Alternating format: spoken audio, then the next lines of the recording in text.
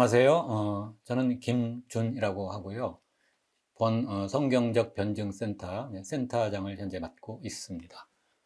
오늘의 제목은 뭐 중요한 요즘은 뭐 사람들이 사실 신경도 잘 못 쓰죠. 너무 이야기가 많아서 창세기 1장에 여러 가지 그 창조 사역들이 나와 있는데 창세기 1장에 나타난 삼위일체에 대해서 하나님의 직접 창조 사역에 삼위일체가 참여했다라는 주제를 가지고 여러분에게 말씀을 드리도록 하겠습니다. 오늘의 강의의 목차입니다. 첫 번째는 요약을 말씀을 드리고요. 그 다음에 이제 이 삼위일체의 어떠한 그 서론에 대해서, 그리고 아마 오늘 본론까지 다는 마치지 못하겠지만은 전반부에 후반부까지 다 마치겠지만은, 그래서 초기 교부들의 창세기 1장의 삼위일체적 해석을 첫 번째 말씀을 드리고, 둘째는 이제 중세와 어떤 개혁 신학자들의 창세기 1장에 대해서 삼위일체적 해석에 대해서 말씀을 드리고자 합니다. 거기에는 이제 중세 스콜라주의가 있고 종교 개혁자들, 그 다음에 종교 개혁합니다. 17세기 개혁파 정통주의 신학자들의 그 의견을 말씀을 드리고요. 그 다음에 이제 현대로 들어와서 현대 신학자들이 창세기 1장에 대한 삼위일체적 해석에 대해서 이야기를 하고자 합니다. 그 다음에 최근에 다시 이제 이 삼위일체의 신학이 이제 부활을 하고 르네상스라고 얘기를 하는데요. 저희가 이제 다시 삼위일체의 중요한 내용을 정립을 하는 과정에 있다고 생각을 합니다. 거기에서는 이제 내재적 삼위일체론이 있고, 그 다음에 경륜적 삼위일체론이 있습니다. 또 라너라는 신학자분이 나타나셔서 이것을 갖다가 다 내재적 경륜적 삼위일체를 하나의 일치성의 삼위일체 원리에 대해서 말씀을 드리도록 하겠습니다. 그 다음에 창세기 1장의 상호 내재적 삼위일체의 계시와 신학적 함의, 그리고 결론에 대해서 맺고자 합니다. 그래서 요약에 대해서 처음 이제 말씀을 드리면요, 이 본 강의는 삼위일체는 사실 여러분과 나도 다 제대로 아는 분들이 없죠. 그래서 우리는 이제 신비라고 표현을 합니다. 그래서 삼위일체의 신비가 직접적으로 그 창조 사역에 드러나는 중요한 본문인 창세기 1장을 탐구를 한 것입니다. 이 창세기 1장 1절에 하나님이라는 단어가 나오죠. 이제 그 히브리어 원문을 보면은 태초에서 베레시트하고, 그 다음에 동사가 나옵니다. 바라라는 3인칭 단수 남성 동사지요. 그리고 그 다음에 나오는 것이 동사가 먼저 나오고, 근데 엘로힘이라는 주어가 나오는데, 이 엘로힘은 여러분들 다 아시겠지만은 사실은 그 히브리어에서 I am이 들어가면 복수입니다. 그러나 아까 말씀드린 것처럼 바라라는 동사는 단수로 되어 있어요. 남성 단수. 그래서 이걸 갖다가 장엄 복수적 표현으로 이제 성경학자들이 얘기를 하죠. 그래서 이것이 단수가 될 수도 있고 복수가 될 수도 있죠. 단수는 성부 하나님, 성부 하나님을 지칭하는 거죠. 그래서 이 성부 하나님이 직접 창조 행위에 참여하셨다. 이 바라라는 동사, create라는 동사는 하나님께서만 하실 수 있는 동사이기 때문에 바라 엘로힘 하면은 항상 바라는 엘로힘만 바라를 할 수 있는 분이라고 하고, 인간들은 바라를 사실은 할 수 없죠. 그래서 아사라는 동사를 쓰게 됩니다. 근데 아사라는 동사는 물론 바라라는 동사와 다 포함된 굉장히 폭넓은 동사입니다. 하나님께서는 이 세계를 만드셨지만 구체적으로는 창조하셨다. 그렇게 저희가 이해를 하면 될 것 같습니다. create라는 동사는 아무것도 없는 데서 뭔가를 만들어내는 거. creation, make something out of nothing 이죠. 그 다음에 이제 창세기 1장 2절로 가게 되면은 여기에 하나님의 영 혹은 하나님의 신이라는 그 단어가 나오는데, 이것은 이제 히브리어 원전에서는 루아흐라는 동사, 명사이죠. 이것은 성령의 사역을 나타냅니다.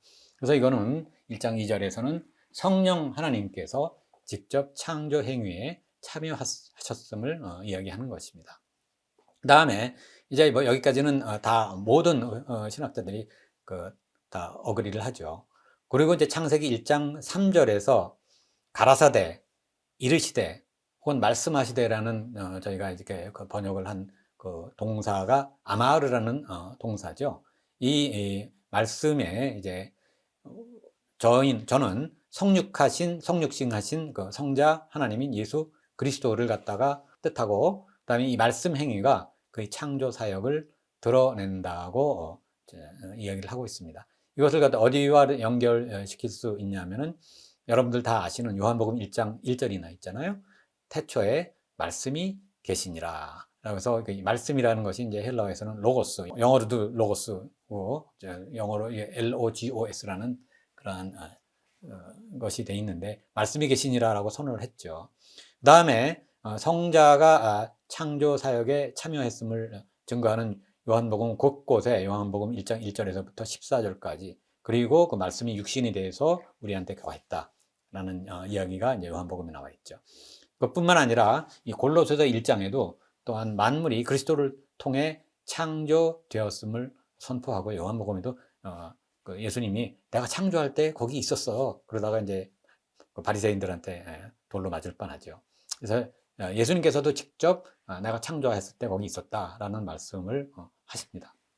그래서 이제 창세기 창조 기사에는 성부, 성자, 성령의 삼위일체 세 위격의 하나님이 함께 존재를 하셨죠. 그러면서 이제 독립적이면서도 상호 내재적, 이걸 갖다가 이제 전문 용어로 Perichoretic Creation Act라고 해서 상호 내재적이면서 분리할 수 없는 그러한 단어로 표현할 수가 있습니다. 그래서 또한 삼위일체적 창조는 하나님의 창조 섭리가 우리의 시간과 공간 속에 드러난 하나님 자신의 내재적 관계의 표현이다 라고 얘기할 수 있고, 하나님께서 삼위일체의 하나님께서 자신을 창조 행위 속에 계시하신 사건이다 라고 얘기를 하고 있습니다. 저희 그 기독교에서는 엘로힘 아니면은 갓을 갖다가 딴 종교랑은 다르게 하나님으로 표현을 합니다. 제가 조금 이따가도 더 얘기를 하겠지만, 이거 얼마나 정말 우리 그 선조들이 신앙의 선배들이 번역을 잘 한 건지 저는 감동할 수밖에 없어요. 하나란 뜻은 맨 처음에 해당하는 수요잖아요. 하지만은 우리가 하나 된다 해서 분리되지 않고 그 다음에 단일함을 이루는 상태입니다. 여기에 벌써 하나님이라는 존재, 그것이 삼위일체도 나타내면서 또 어떤 그 뭐라 그러죠? 연합할 수 있는 그런 의미, 그 다음에 유일신 의미가 다 포함이 되어 있는 정말 신비한 용어라고 저희들은 자랑스럽게 얘기를 할 수가 있는 것입니다. 그래서 하나님 하나에 대해서는 다시 또 말씀을 드리도록 하겠습니다. 본인은 그 1980년대 초에 창조과학회가 처음 설립될 때부터 지금까지 창세기 1장에 나타나는 삼위일체의 하나님과 삼위일체적 창조론을 많이 주장을 해왔죠. 하지만 제가 이렇게 강의도 드리고 몇십 년 동안 이 사역을 하면서 느낀 점이 있습니다. 많은 기독교인들은 다 이제 모세 오경을 다 보는 종교가 지구상에 3개가 있는데, 우리 기독교와 물론 뭐 카톨릭까지 포함, 동방정교까지 포함해서죠. 그 다음에 유대교, 또한 이슬람교는 다 같은 한 뿌리 아니야? 똑같은 하나님 아니야? 이렇게 얘기를 하면서 유일신을 믿는 종교라고 생각을 합니다. 그래서 우리가 다 같은 하나님을 믿는데 뭐 그것이 이제 유대교와 이슬람교의 차이는 예수님을 뭐 잘 인정을 안 하는 것 뿐이야. 하지만 그것은 사실이 아닙니다.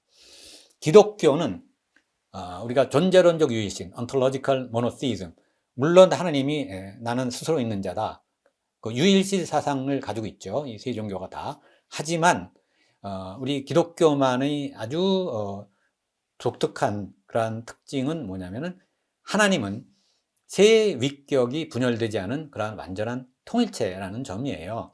이것은 이제 신명기 6장 4절, 우리가 쉐마라고 얘기하는, 많이 저희가 알고 있는 것이죠.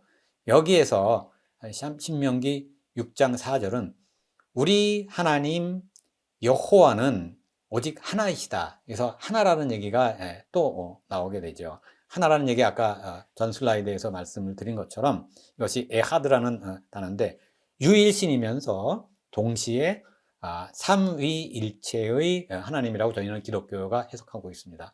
물론 뭐 유대교라든가 거기에서는 그렇게 해석을 안 했지만 예수 그리스도가 이 땅에 오셔서 저희들이 이제 은혜를 끼친 그 이유로는 하나라는 것이 연합의 의미, 삼위일체도 포함하고 있고 유일신도 가지고 있는 아까 얘기한 바라 엘힘이라는 것이 단수되면서 복수적인 뜻을 가지고 있다라는 아주 심오한 그러한 미스테리가 있는 기절이 신명기 6장 4절입니다. 그래서 따라서 기독교가 유대교와 이슬람교와 구별되는 가장 본질적인 교리 차이는 창세기 1장부터 해석이 다르다고 여러분들이 이해하시면 될 것 같아요. 그래서 성경 전반에 나타나고 있는 삼위일체론입니다. 그 다음에 제가 이제 수십 년 동안 이제 교회를 다니고 하면서 저희가 어렸을 때는 교회에 들어가자마자 제일 처음 시작하는 그러한 찬양이 뭐냐면은 성부, 성자와 성령 하면서 삼위일체로 시작을 하고 그 다음에 끝날 때도 만복근원 하나님 하면서 또 삼위일체로 끝났어요. 그것이 그냥 나온 것이 아니라 사실은 여기 나와 있는 것처럼 삼위일체의 교리는 단순한 신학적 사변에서 비롯된 것이 아니라 예배와 성령 속에서 신앙적으로 형성이 된 것입니다. 그렇기 때문에 저희가 교회에서 이 삼위일체로 성령을 시작을 하고 성령으로 끝난다는 것은 굉장히 중요한 한국 교회의 전통이었는데 요즘은 그런 것이 삼위일체의 하나님이 조금 희석된 것 같아서 좀 개인적으로 좀 섭섭한 생각이 들고요. 그 다음에 또 여기 지금 강의를 들으시는 분 중에 교회 리더십들이 많이 있는데 여러분들이 교회로 돌아가셔서 나중에 뭐 목회를 하시더라도 이것은 좀 염두에 두셨으면 좋겠습니다. 이거는 제 얘기가 아니라 여러분 저기 뭐 이동영 교수님이나 특별히 네덜란드의 개혁 신학자 히르만 바빙크라는 굉장히 존경하는 그러한 신학자가 있는데 이분은 뭐라고 이제 설파를 하셨냐면은 삼위일체 교리와 더불어 전체 기독교가 서고 넘어진다. 따라서 이 교리는 기독교의 핵심이고 모든 교리의 근간이며 새 언약의 실체이다. 따라서 이 교리는 기독교 신학의 핵심으로 하나님의 존재 방식과 그의 창조 행위를 이해하는 열쇠이다 라고 강조를 하셨고 저는 아주 이 말을 전적으로 물론 뭐 제가 그럴 위치에는 아니지만 너무나 아멘이다 이렇게 이해를 할 수 있으면 좋을 것 같아요. 그래서 저는 개인적으로 성경을 읽을 때 그 삼위일체의 하나님, 성부, 성자, 성령이 돌아가면서 이렇게 해석이 되지 않으면은 우리가 해석할 수 없는 여러 가지 성경의 규절이 신비가 풀린다고 생각을 개인적으로 하고 있습니다. 제 의견입니다. 자, 그 다음에 이제 제가 삼위일체의 르네상스기다라고 말씀을 드렸는데요. 물론 뭐 개혁교회는 아니지만 가톨릭 예수회 신학자인 칼 라너 84년에 돌아가셨죠. 는 굉장히 날카로운 그러한 신학을 지적을 하셨어요. 서방교회 저희는 이제 서방교회라는 거는 동방교회, 서방교회가 이제 나눠지는 것도 제가 말씀을 드리겠지만은 서방교회는 로만 카톨릭, 그다음에 우리 프로테스탄트 까지 다 해서 아우구스티누스와 그다음에 타마스 아퀴나스의 영향을 받은 교회를 서방교회라고 이야기를 합니다. 저희 한국교회도 서방교회에 이제 포함이 되어 있죠. 여기 서방교회에 굉장히 팽배해 있는 신론에서 전제군주적 일신론, 쉽게 말해서 하나님이 주체고 나머지 다른 두 위는 조금 의미가 희석이 되었다라고 했는데 너무 전제군주적 일신론이다. 사실 전제군주적 일신론은 유대교하고 그 다음에 이슬람교가 전제군주적 일신론입니다. 근데 저희는 카톨릭도 우리 서방교회이고 그 다음에 거기에 서방교회에서 이런 비판을 나온 거죠. 그래서 굉장히 중요한 논문이 라노 1977년에 나온 건데 여러분들 제가 뒤에 레퍼런스로 달아놨으니까 관심 있는 분들은 한번 읽어보셨으면 좋을 것 같아요. 그래서 이분이 주장하는 것이 삼위일체는 세 위격이 독립적이나 분리될 수 없는 관계, 아까 말씀드린 페리코레시스, 이거는 우리말로 번역하면 상호 내주와 상호 침투를 통해서 설명이 되며, 따라서 성부, 성자, 성령은 아까 하나라는 거예요. 하나. 우리말은 하나 하면 다 이해가죠. 본질이 하나이나 고독한 일위의 신이 아니고 삼위로 존재하며 서로 사귐과 교제 가운데 하나됨을 이루고 있는 삼위일체의 신이다 라고 설파를 하셨어요. 그 다음에 이제 카르타고의 평신도 신학자 테르툴리아누스, 우리가 터툴리안이라고도 이제 영어로 얘기를 하죠. 이분이 처음 삼위일체, 트리니타스라는 용어를 최초로 도입한 교부였어요. 그래서 또한 이분은 창세기, 물론 이렇게 보지 않는 신학자들도 계십니다.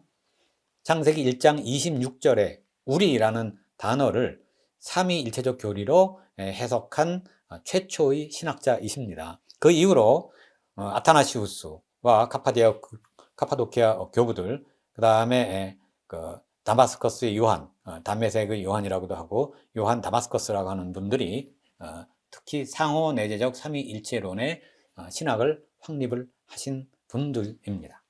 그렇죠? 여기 저 그림, 이제 골치 아픈 얘기 말고 이제 그림을 하나 보면서 설명을 하도록 하겠습니다. 이것이 삼위일체 하면은 여러분들이 항상 기억을 해야 될 가장 중요한 그림 중에 하나라고 저는 생각을 합니다. 이 그림이 여기 세 분이 계시잖아요. 이게 삼위일체예요. 그래서 이분들이 안드레이 리블로프라는 러시아의 그 정교의 그 화가가, 아이콘 화가죠, 그린 아주 굉장히 유명한 그런 그림입니다. 여기서 이제 삼위일체를 했는데, 이것은 우리가 구약의 창세기에 보면은 창세기에 아브라함을 방문한 세 천사가 나옵니다. 그래서 아브라함하고 뭐 얘기를 하죠, 여러 가지. 창세기 몇 장에 나올까요? 아마 아시는 분도 계시고 모르는 분은 제가 다음 슬라이드에서 답을 알려드리도록 하겠습니다.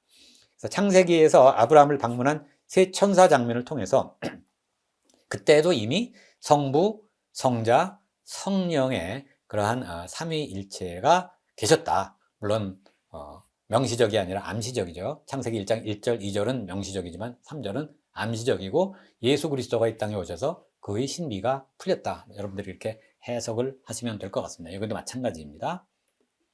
그래서 그림 얘기를 좀 더 해보죠. 답은 창세기 18장입니다. 그래서 창세기 18장에 나오는 장면을 이제 바탕으로 이제 그림을 그분이 그리신 거예요. 그래서 아브라함을 방문한 세 천사이면서 이 정교의 전통에서는 이들이 왼쪽이 성부 하나님, 그 다음에 오른쪽이 성자 예수 그리스도, 그 다음에 이 가운데가 성자 예수 그리스도, 그 다음에 오른쪽이 성령으로 해석을 하고 있습니다. 이것이 이제 원형으로 되어 있죠. 그래서 이것은 사랑의 순환을 얘기를 하고, 세 인물의 몸과 시선이 완전한 그러한 서클을 형성을 하고 있어요. 그래서 이것은 삼위가 동등하다. 그 다음에 상호 내재를 한다.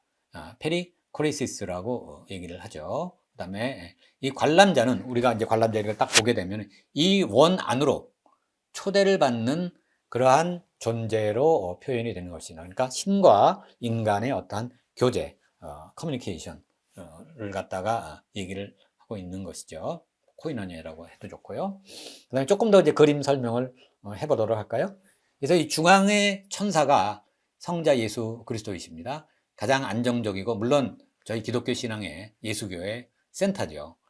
그 다음에 중심적인 위치에 놓여져 있는 겁니다. 그래서 여기 이제 획기적인 거는 성부 하나님이 센터가 아니라 성자 하나님이 센터면서, 물론 뭐 원으로 돌아가는 거죠.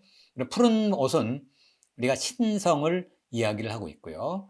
그 다음에 붉은 옷은 인성을 얘기하고 있고, 신성과 인성이 하나이다라고 이제 저희가 완벽한 신성과 100%, 완벽한 인성이 100% 결합해서 100%의 완벽한 신성, 인성을 가진 예수 그리스도. 이것이 이제 저희 기독교에서 이야기하고 있는 1+1이 아인슈타인 한 것처럼 2가 아니라 1입니다. 그래서 완벽한 신성과 인성의 결합을 이야기를 하고 있는 것이죠. 그 다음에 앞에 성배는 잔을 성배우고, 그다음에 이 자연이라는 건 십자가의 희생, 그다음에 성찬을 예시를 하고 있습니다. 뒤에 이제 배경의 나무를 보면은 여기에 생명나무가 있습니다. 그리고 왼쪽의 건물은 이제 성부의 집이고, 그다음에 창조주, 질서, 근원의 상징을 얘기하고 있고요. 오른쪽에 산은 우리가 뭐 산기도 가서 뭐 영적으로 많이 충전을 해오고 그러잖아요. 영적인 상승, 계시, 그다음에 성령의 역사와 우리가 변화산에서 예수님이 그 제자들이 변하고 우리가 부활되면은 옷을 새로 입는 그러한 예시를 보여줬잖아요. 그래서 성령의 역사와 인간의 변화를 갖다가 예시를 하고 있습니다. 자, 그럼 다시 이제 더 성경으로 돌아가도록 하겠습니다. 이 성경에서 삼위, 성부, 성자, 성령이 한 장면에 함께 등장하는 구약 기절을 한번 저희가, 물론 이것은 전부 암시적입니다, 갖다가 살펴보도록 하겠습니다. 제가 오늘 말씀드린 창세기 1장의 1절, 2절, 3절 이미 저희들이 한번 봤죠. 그 다음에 물론 여기도 뭐 논란이 있죠. 그렇게 해석하지 않는 분들도 계세요. 창세기 1장 26절에 하나님이 이르시되 우리의 형상을 따라 우리의 모양대로 우리가 사람을 만들고, 그래서 여기서 우리라는 표현이 물론 복수 표현이고, 그 다음에 형상이라는 건 옛날에는 그 왕이 형상이 있는데 여러 군데를 갈 수가 없잖아요. 그래서 왕의 형상을 다 이렇게 전 지역으로 보이면서 거기에서 이제 왕의 위엄을 나타냈죠. 마찬가지로 우리의 인간이 존엄한 이유는 하나님의 삼위의 형상을 따라서 만들었기 때문에 우리가 존엄하다라는 이야기를 할 수가 있는 것이죠. 그래서 우리가 암시적으로 성부, 성자, 성령을 나타낸 것이 아니겠느냐라고 해석하고, 이 이야기를 처음 이제 주장한 분도 제가 소개시켜 드리도록 하겠습니다. 그다음에 창세기 18장은 이미 그림에서 제가 잘 설명을 해 드렸고요. 그 다음에 이제 시편 33편 6절을 보게 되면은 여기에 보면은 여기 어디가 삼위일체가 있지? 여러분들이 그렇게 해석할 수도 있는데, 저는 여기에 나와 있는 시편 33편 6절을 여기에도 삼위일체가 암시적으로 들어가 있다고 생각을 합니다. 그래서 이상하다, 여기에 어디 있을까? 물론 여러분들이 이미 눈치를 채셨겠지만 여기서 여호와라는 단어가 나오잖아요. 여기 보니까 아마 원어는 야훼 아니면은 폴레터, 아도나이 이렇게도 이제 번역을 할 수가 있는데, 그다음에 여기서 이제 나오는 말씀이라는 것이 원어로 다바라, 말하다라는 뜻이, 말씀이라는 명사가 말씀으로. 그래서 보니까 여호와 나오고 그다음에 말씀이 아까 제가 예수 그리스도라고 이제 표현을 했습니다. 말씀으로 하늘이 지음이 되었으며 모든 것들이 그 입기운에서, 요 기운이란 입기운, 여러분들 한번 우리가 잘 알죠. 뭐 히브리서에 나와 있지만 천지 만물을 말씀으로 창조했다 하는데, 말씀이 나오려면 여러분 입을 닫고 말씀이 나오지 않으면은, 입기운이 나오지 않으면 말이 안 나와요. 그래서 말씀으로 이 세상을 창조했다는 게 얼마나 신비한 것이냐면은 여기 입기운이 나와 있는 거예요. 근데 입기운 해서 우리가 입을 벌려서 직접 액션이 들어가지 않으면은 말이 나오지 않는단 말이에요. 그런데 여기에서 그 입기운에 또 뭐가 있냐면은 입기운이라는 히브리어 단어가 아까 말씀드렸죠. 루아흐예요, 루아흐. 영이란 말이에요. 그래서 물론 뭐 말씀이 예수 그리스도도 되지만은 기운이 나와야 되는데 거기에 성령이 들어가 있다라고 나와 있고, 또 예수님도 내가 나의 입기운 그런 얘기를 하셨습니다. 그래서 여기에도 저는 성부, 그 다음에 성령, 성자가 있다고 저 나름대로 해석을 하고 있고, 갈 때마다 이 얘기를 많이 합니다. 그래서 여러분들이 시편 33편 6절도 잘 기억을 해 주시기를 바랍니다. 이게 좀 길어졌죠? 자, 그 다음에 이제 신약으로 한번 가볼까요? 여기는 굉장히 명시적으로 나오게 되죠? 많습니다. 빨리 넘어가도록 하겠습니다. 가장 명확한 삼위일체의 장면이 예수님의 세례의 장면입니다. 여러분 다 아시는 기절이에요. 마태복음 3장 16절에서 17절 보면은 예수님께서 세례를 받으실 때, 받으시고 물에서 올라올 때 하나님의 성령이, 여기 하나님도 있고 성령이 비둘기같이 내려와 자기 위에 임하심을 보시더니 하늘로부터 소리가 있어 말씀하시되 이는 내 사랑하는 아들이요 기뻐하는 자라. 그래서 여기서 성자 예수님이 직접 계셨고 성령이 비둘기같이 임하셨으면서 성부 하늘에서 말씀을 하시는 너무나 명확한 삼위일체의 귀절이 여기에 나와 있습니다. 그 다음에 두 번째로는 이거 대위임령이라고 그러죠. 그 예수님의 어떻게 보면 유언이라고도 할 수 있는 거예요. 그래서 예수님께서 공생애를 시작하실 때 삼위일체로 시작하시고 마지막으로 그 하늘나라로 올라가시면서 우리에게 그 유언을 하시는 것이 마태복음 마지막 장의 28장 19절입니다. 그래서 뭐라고 그랬냐면은 그러면 너희는 가서 모든 민족으로 제자를 삼아 아버지와 아들과 성령의 이름으로 세례를 베풀고, 여기서 이름이라는 것이 단수로 나와요. 그래서 세 위격이 동일한 하나님의 이름 아래 있다는 너무나 명확한 그러한 삼위일체가 나와 있습니다. 그래서 다시 말씀드리지만 예수님이 공생애를 시작하실 때 삼위일체, 그 다음에 공생애를 마치시면서 우리한테 대위임령을 주시고 그 다음에 승천하시면서 유언으로 남기시는 것도 삼위일체입니다. 그다음에 물론 이 세상이 시작할 때 창세기 1장도 삼위일체, 아마 계시록에서 끝날 때에도 삼위일체가 다 계실 거예요. 저는 그런 믿음을 가지고 삼위일체의 믿음이 그렇게 중요하다, 또 우리 기독교만의 아주 신비다라고 이제 말씀을 드리고 있습니다. 그 다음에 이제 여러분들 교회 가서 예배 끝나면은 축도를 받잖아요. 한번 느끼실지는 모르지만은 잘 한번 이번 주부터 가서 들어보세요. 목사님들이 뭐라고 그러냐면 이렇게 축도를 하면서 주 예수 그리스도의 은혜와 그다음에 하나님의 사랑이 또 성령의 교통하심이, 그리고 너희 무리할 때 뭐 선교사님을 위해서 또 여러 사람을 위해서 또 거기에 있는 사람들 위해서 기도하시잖아요. 그리고 할지어다 아니면 있기를 축원하옵나이다 하고 이제 예배가 끝나게 되는 거죠. 여기도 이제 삼위일체로 끝나게 되는 거예요. 여기서 보면은 주 예수 그리스도 먼저 나오죠.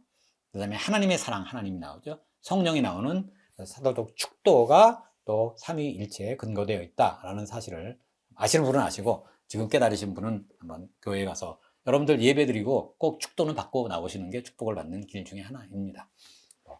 그렇게 돼 있고, 그다음에 네 번째는 성령의 은사에서 이제 고린도전서 12장, 13장 사랑장 전에 있는 것이 12장이고 14장도 또 은사가 나옵니다. 그 얘기는 뭐냐면은 사랑이 사랑에 여러 가지 성령의 은사가 샌드위치되어 있다, 그렇게 이제 해석을 하죠. 그래서 성령의 은사는 여러 가지나 성령이 같고, 직분은 여러 가지나 주는 같으며, 역사는 여러 가지나 하나님은 같다 해서 여기도 삼위일체가 나온다는 사실, 삼위일체의 하나님으로 성령의 은사가 같이 주어지는 것이다 라는 그러한 의미를 다 아시겠지만, 그 다음에 에베소 교회의 신앙구조에서도 4장에 몸이 하나요 성령도 한 분이시니 또 주도 한 분이요 믿음도 하나요 세례도 하나요 하나님도 하나다. 그래서 여기 나오게 되죠. 그 다음에 베드로전서의 어떤 구원 질서에 따라서 또 여기서 보니까 베드로전서 1장에 하나님 아버지의 미리 아심을 따라 성령의 거룩하심으로 또 순종함과 예수 그리스도의 핏부림을 얻기 위하여 이렇게 나와 있단 말이에요. 여기도 나와 있고 그 다음에 요한복음의 핵심 삼위구조가 요한복음 14장에 나와 있죠. 내가 아버지께 구하겠으니 또 다른 보혜사, 이것이 이제 헬퍼죠. 보혜사는 성령입니다. 성령. 보혜사하고 성령하고 다 똑같은 그러한 뜻이죠. 너희에게 주사 영원토록 너희와 함께 하리니 그는 진리의 성령이라 이렇게 나오잖아요. 그래서 예수 내가 구하겠고 성부 아버지께 또 성령 또 다른 보혜사, 이렇게 해서 삼위의 구조가 신약 곳곳에 나와 있다라는 말씀을 드립니다. 그 다음에 이제 기독교 공의회가 기독교 역사상 그렇게 많이 열리지는 않았습니다. 하지만은 중요한 일이 있을 때마다 우리 공회가 열렸고, 아마 2차 바티칸 공회가 카톨릭에서 많이 마지막으로 있는 건데, 하지만 종교 개혁이 있어서 우리가 프로테스탄트와 카톨릭이 나누기 전까지 이거는 저희의 공회입니다. 저희의 공회입니다. 그리고 이제 최근에 열린 가장 최근에 열린 2차 바티칸 공회에서 이제 성모 마리아가 죄가 있는 분이냐 없는 분이냐 이런 거 나온 거는 저희 프로테스탄트는 관계없지만은 적어도 여기에 열린 것은 다 저희와 또 동방 종교와 다 맥락을 같이 하는 저희의 공예다. 여러분들이 그렇게 이해를 하시면 될 것 같아요. 그래서 예수의 유사본질을 주장하는 아리우스파와 그 다음에 예수의 동일본질을 주장하는 아타나시우스 간의 논쟁을 종식시키고 알렉산드리아의 아타나시우스가 중요한 예수 그리스도의 신성이 확정이 된 것이 니케아 공의회고, 그 다음에는 이때는 뭐냐면은 예수 그리스도가 신과 하나님이 동일체다라는 것이 확정된 것이 니케아 공의회죠.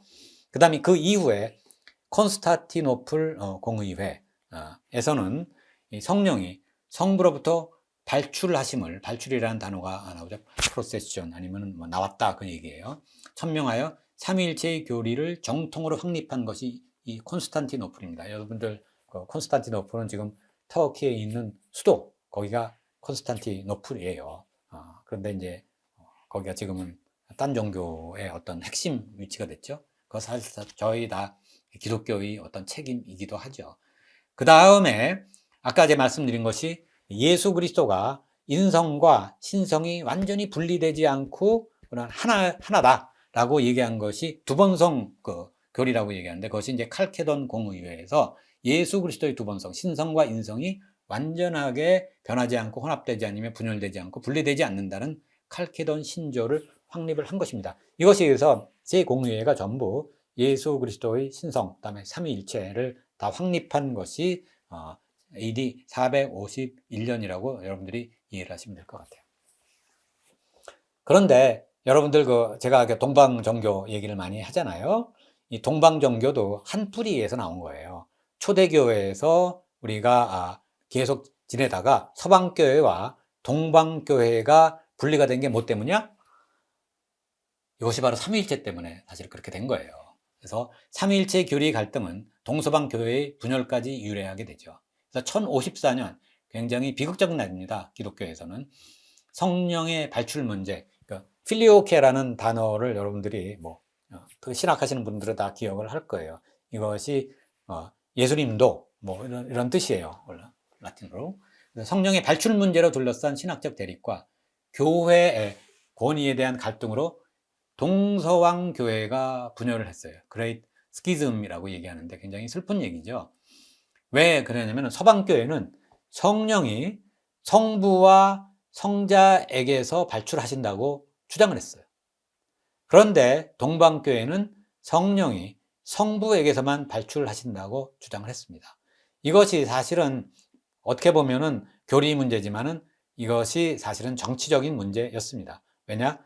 이러한 교리적 갈등은 서방교회 로마 교향권, 서방교회는 사실은 예수님의 제자들이 세운 교회는 로마 교회 하나밖에 없었어요. 근데 막 큰 소리를 치고 교황이 내가 너희 리더다 그렇게 하는데, 동방교회는 얼마나 초대교회들이 많았어요. 근데 모든 권위를 다 서방교회에서 갈라하고자 하니까 이 동방에는 그 대신 또 황제가 있었고 서방교회에는 교황이 있었죠. 이 두 정치적 대립이 맞물려 가지고 기독교 내에서 동방교회와 서방교회가 대분열을 한 것이 1054년입니다. 결과적으로 기독교의 내분이 무엇을 가지고 왔느냐? 그 죄값으로 인해서 기독교 세계가 단결을 하지 못해가지고 결과적으로 동방교회 영역에, 지금 터키죠. 터키 동쪽입니다. 이슬람 정치 분야 확산에 유리한 환경이 조성되었고, 오스만 제국이 기독교 세계의 분열을 전략적으로 이용해서 동방정교회를 우대하는 바람에 이 서방교회 영향력이 악화됐고 분열이 되면서 이슬람 종교가 동방 기독교 세계에 급속히 전파되는 이러한 일이 생기게 되었던 것입니다. 그래서 이 동서교회 분열이 이것뿐만 끊는 것이 아니라 다시 또 이슬람이 그 지역을 갖다가 차지하는 그러한 일들도 일어나게 됐다는 것이죠.